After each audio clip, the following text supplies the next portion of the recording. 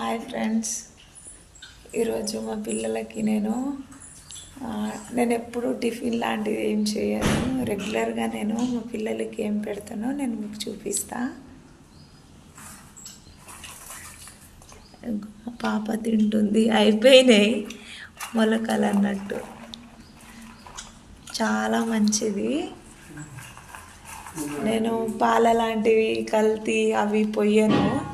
నేను రోజు ఇదే తినిపించి పంపిస్తాను మా పిల్లలకి. మా పాప చాలా ఆరోగ్యంగా ఉంటుంది. ఇప్పుడు స్కూల్కి వెళ్తురాళ్ళు, రెడీ అయ్యారు. ఇట్లే తింటారు, ఎంత ఇష్టంగా తింటారో చూడండి. అయిపోయినాయి. చూపి మమ్మీ, చేతిలో చూపి మమ్మీ. మీరు కూడా ఇలానే